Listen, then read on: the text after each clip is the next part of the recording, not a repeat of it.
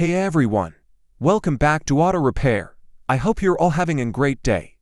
Today, we're going to learn how to test an alternator. Before we begin, if your car has a smart charging system, this test may not apply to you. The alternator's main function is to charge the battery and power your vehicle's electrical components while the engine is running. To perform this test, your car must be on. Step 1.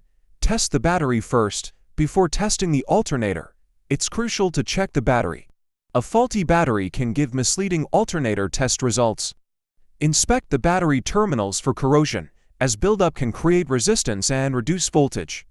If corrosion is present, clean the terminals before proceeding. Testing battery voltage, set your multimeter to 20 volts in the DC section. Connect the red lead to the positive terminal and the black lead to the negative terminal. A healthy battery should read around 12.6 volts. A slightly higher or lower reading is acceptable.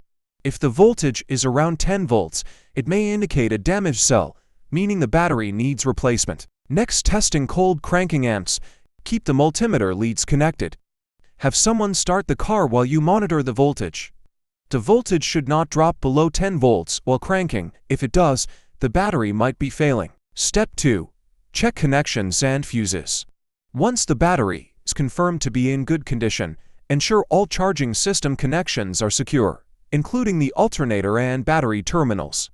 Inspect the alternator fuse to see if it's blown, as this is a commonly overlooked issue. Step 3. Testing the alternator. Start the car and rev the engine to 2000 RPM. Measure the voltage with the multimeter. Most vehicles should read between 13.5 and 15 volts. Check your vehicle's repair manual for exact specifications. Step 4. Adding an electrical load. Turn on as many electrical components as possible, like AC, high-beam headlights, radio, and emergency lights. The voltage should stay above 13.5 volts. If it drops below this, the alternator may be failing. And also, check the serpentine belt for looseness, as this can cause similar issues. Step 5. Check for overcharging.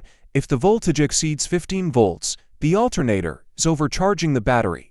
This could be due to a faulty voltage regulator, which should be addressed immediately to prevent damage to the electrical system. Final thoughts: if your alternator isn't charging properly or is overcharging, it may need to be repaired or replaced. A faulty alternator can leave you stranded, so it's important to diagnose the issue early. You can take it to an auto parts store for a free bench test or have a mechanic inspect it. Thanks for watching. If this video helped you, don't forget to like and subscribe. Let me know in the comments if you had any questions. See you in the next one.